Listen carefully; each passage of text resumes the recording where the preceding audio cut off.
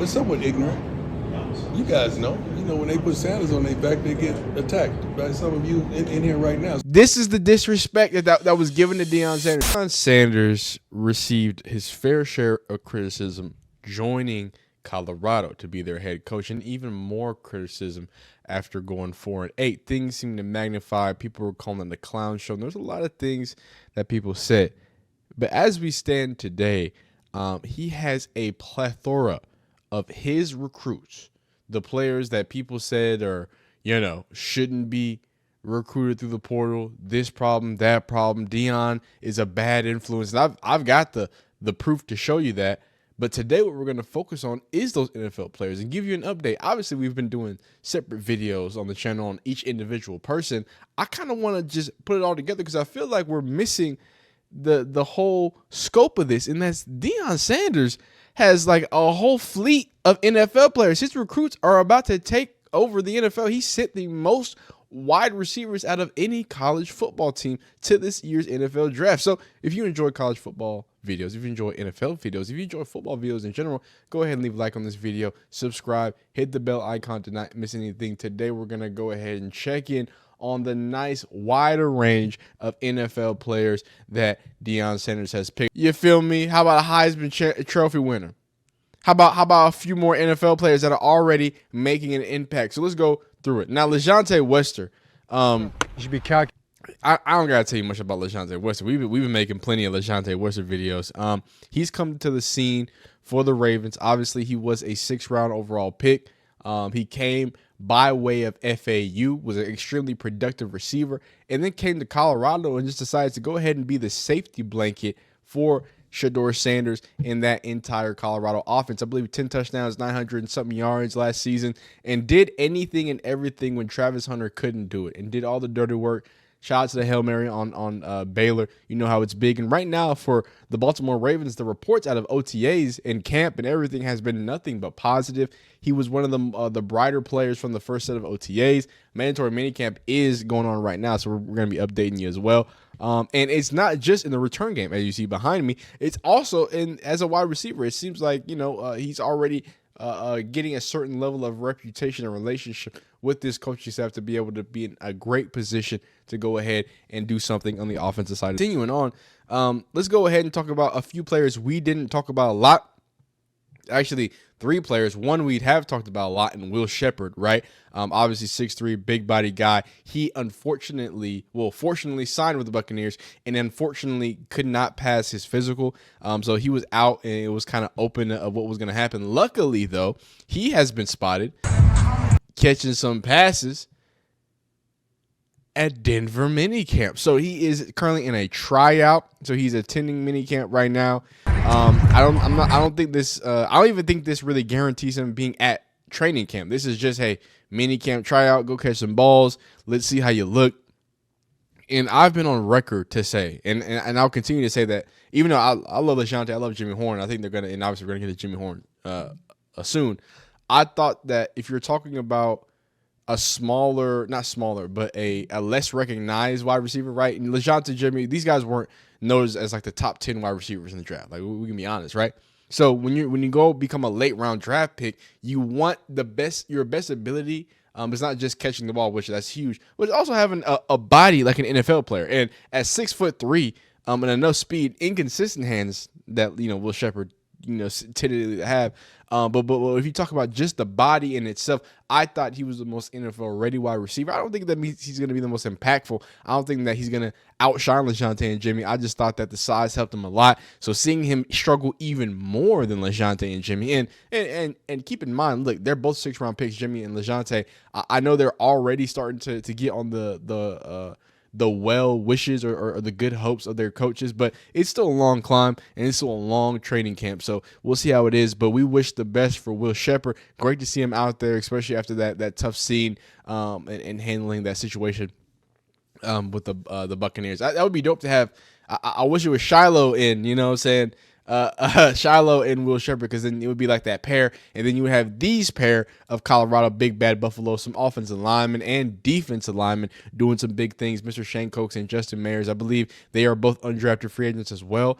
So they're just trying their best to go ahead and do what they need to do in training camp to make the team. Now let's check in with probably the most loaded and prolific, right? Because we have 3 Buffaloes here, but it's not all signed, right? Will Sheppard is not officially signed. He's just trying out. Now we have 3 signed players. We have obviously Travis Hunter, number 2 overall pick for the Jags. We have BJ Green, who's an undrafted free agent, as well as Cam Dushark, who was also an undrafted free agent. So we're gonna hear a quick video about them. Hasn't been a lot. Because similar to Shedeur Sanders, obviously y'all been hearing plenty about Shedeur Sanders. We've been keeping up with Travis Hunter as well. We've been putting small updates with Cam and things of that nature, and getting some BJ Green in there right now. As it stands, when it comes to Travis Hunter, obviously just making a huge impact right now. He's just making plays on both sides of the field. I think he's really starting to surprise some people, and they're starting to see the reality of, hey man, I think this dude can play both sides of the field at a high level in the NFL. I don't know how that's possible, but if anybody can, it's clearly Travis Hunter. Then on top of that, you can also see Cam and BJ Green doing some things, and they're going to have a bit of a comment there. But from what I've heard from Cam, he seems to be putting in some good value with his minutes and good value with the time that he has in training camp. And obviously Cam is somebody for that defense of the Buffaloes was the heart and the soul of it, right? When it wasn't Shiloh being the leader, it was Cam being the leader. He was Cam being in the box, thumping, doing what it needs to be, being a bit of a Swiss Army knife, playing that dime, that nickel, taking on tight ends if need be. So he's somebody who is willing to embrace a lot of things. And I think that gives him a really good tool set to try to make sure that after this training camp, he can go ahead and make that 53-man roster. But let's hear what he had. He was recently on the DNVR Buffs podcast. And go ahead, make sure y'all follow them on YouTube, on everything, because, they do great stuff to keep up with all the Buffaloes. But let's hear Cam on the most recent talk, speaking about his time getting drafted. It's phenomenal, man. It's phenomenal. The people you meet, the relationships I'm building, just being up here, and it's been phenomenal, man. It's been a lot of hard work, but Coach Prime and I think all the coaching staff, all those long talks and meetings that we had about being a pro, it really prepared me for where I'm at now. It's been one of those things like we always come to each other like Coach Prime wasn't lying, like it's real, it's real. So it's been good just to have that support, knowing that you have support around you, not in this big ocean alone. Like you got your brothers next to you. I mean, I've been with Trav forever, so just having him on the side of me again at the practices during the end period, it's a comfort level that you get when you're around your guys. I feel like it went phenomenal. It's exactly what I wanted to endure when I got here. A big learning experience, to learn the way the coaches up here want you to play, and learn the way to the business side of everything as well. So just coming in and being me, man, that was the biggest thing I wanted to, when I got here. I wanted to always stay true to who I was and my morals and the way I go about my business. So I feel like I've been doing phenomenal. Absolutely. And again, these guys have a long camp ahead of them. They got themselves a long camp ahead of them, both BJ Green and Cam pictured here, and Travis, as they figure things out. And again, it's been nothing but positive from Travis Hunter. Here's a 10-year vet speaking on the ability for Travis Hunter playing both sides of the ball, and they're already kind of taken aback by it. You know what I mean? It's natural for him. It's just very natural. I think every time he steps foot in that white jersey on our side, you see these flash plays, and it's like, well, he probably, he just got here. He probably really don't know what's going on, but, that's just his true athleticism and who he is, and it's just real easy for him. How unique is it? How crazy is it that yesterday he was on defense, now he's on offense, and you're lining up against him? Yeah, I never seen it before other than, in high school or something like that. So to be able to do that at the highest level is one of the most impressive feats I've seen in a while. And again, 10-year vet speaking to what he could do. And again, I don't think anybody's surprised that Travis Hunter is and has great ball skills, but I think it's even more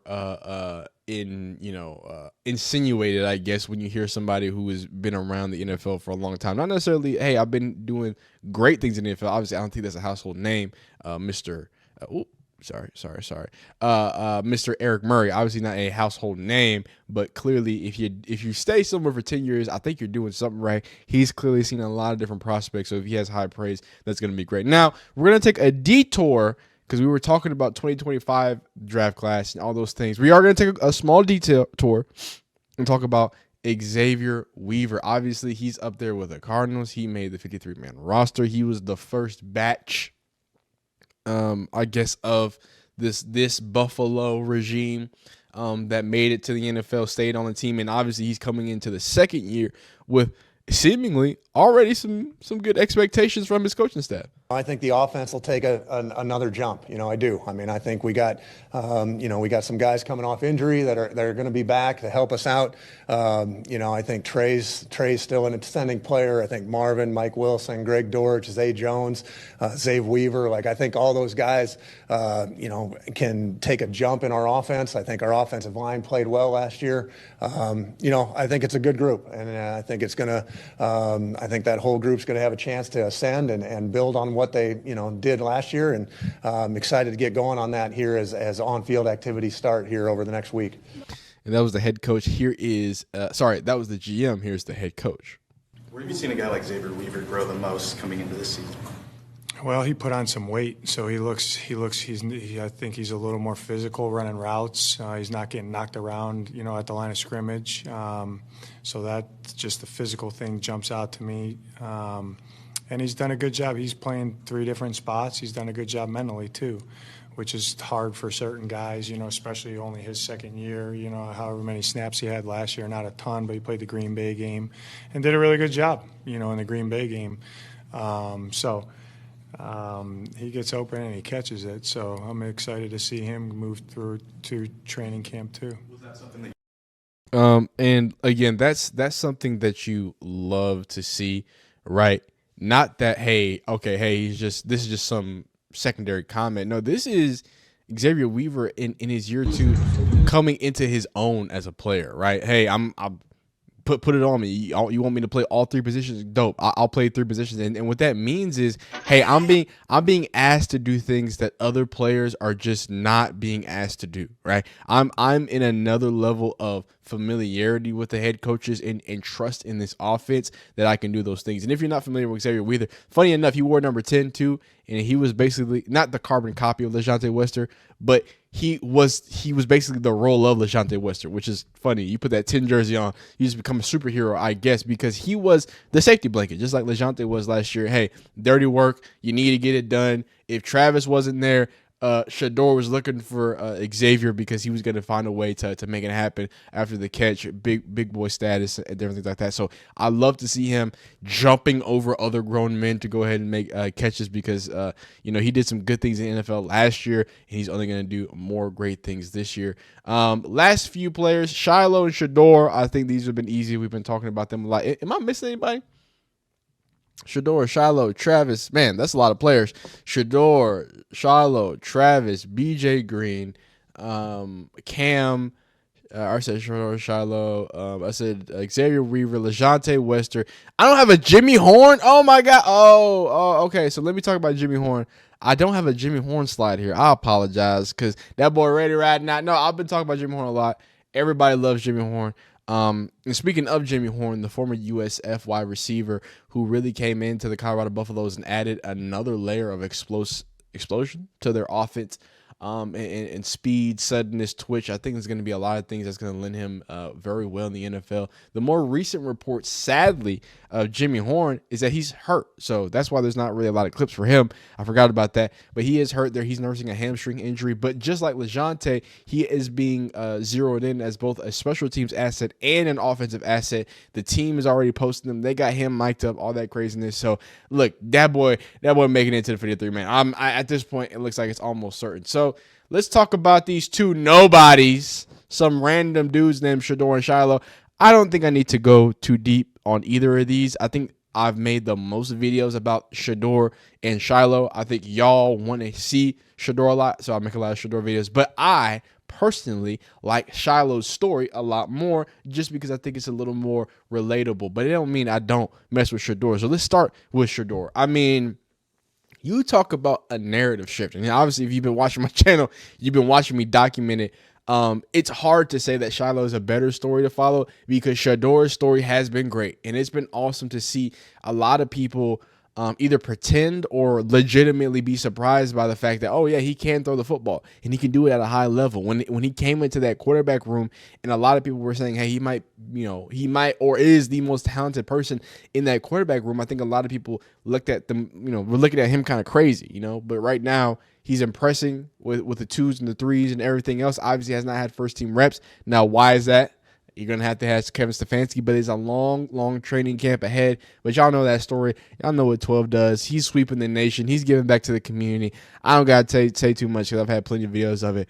Shedeur is going to be an icon no matter what. If he never starts for the Cleveland Browns, if he starts week 1, there's going to be a story in camera following him. Now, Shiloh is a story that I'm going to just continue to follow. I'm going to be the camera that follows Shiloh Sanders because at this current time, we have heard nothing but positive things from Shiloh Sanders. In the same way that Shedeur Sanders, a lot of people have been like, hey, man, he's going in, he's humble, he's whatever, he's hardworking. Well, guess what? They got the same dad. So guess what people are saying about Shiloh? He's hardworking. He's doing everything. He's already a vocal leader. It was like 2 days in the rookie OTAs, and they were like, dog, Shiloh's already talking. He's already doing this stuff. He's initiating. Obviously, we talked about him going out and wanting to get the snacks for the veterans and things like that. You got Todd Bowles obviously calling his praises. Getting a lot of depth from that standpoint with wisdom. Coming into his second year, making some plays, but then you got JJ and you got Shiloh also coming along and learning the system and starting to get more comfortable and make some plays back there as well. And that's even with Izzy there, and you got Winfield obviously, and you got Tyke sitting there, and you got Merriweather sitting there. So we got a lot of guys. That's going to be one of the more heavily competitive spots once training camp starts. Hey, so not only is the story good about Shiloh because, maybe people aren't covering it as much, but also because he's going to have to claw and fight, right? Shedeur, it felt like, rightfully people felt like, oh, it was wrong, but he's talented, so he's going to figure it out. With Shiloh, it's like, he's dealt with injuries last year. The size isn't complete NFL size. He's got the traits. He's got the knowledge. He's got the ability and want to put his head on a ball or through somebody. So I think, special teams is probably where he's going to get his bread buttered. But at the same time, he's clearly making a concerted effort. So much, in fact, that, off the top of his head, the coach was talking about it. So I think that's great to see. Shiloh Sanders doing things. Shedeur Sanders, Jamie Horn, Xavier Weaver. Obviously, he's not in this draft class. BJ Green, undrafted free agent. Cam, undrafted free agent. 2 more undrafted free agents. And then you also have Willie Sheppard, who is trying to get the job done. Again, I just want to, before we go any further, Deion at Colorado is totally not just a grift to get he and his son paid. Nope. Very legitimate operation. What's that? The band isn't allowed to play the fight song when Shedeur throws a touchdown because they want his rap song played. Very normal. Y'all remember that lie that they told last year? That was just a straight up lie that you can't play the fight song. But I get it. Bud Elliott, I get it. Y'all don't, y'all are here to push agendas. But that's what y'all said in September 2024.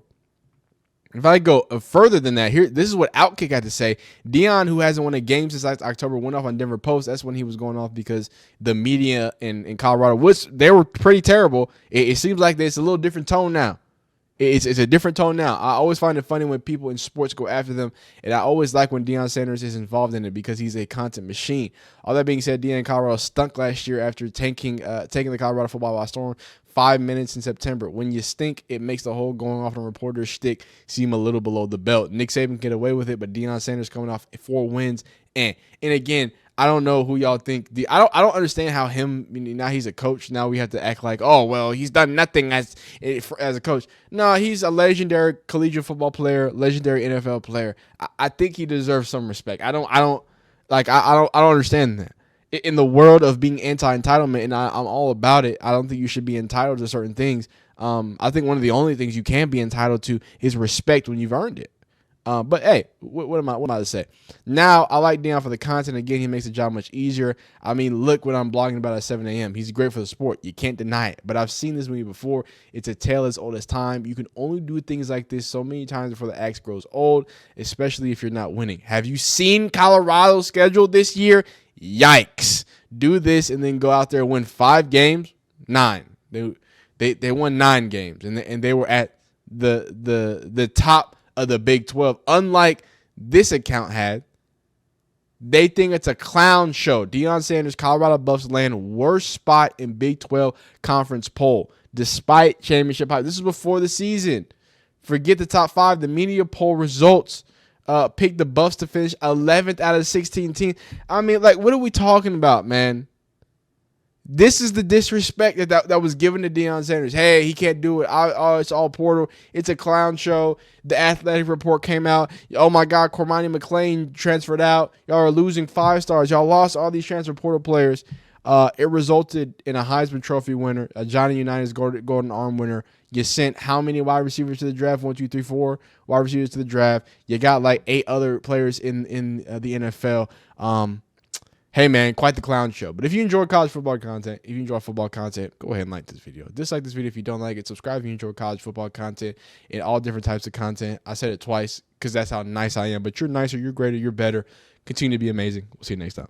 Peace.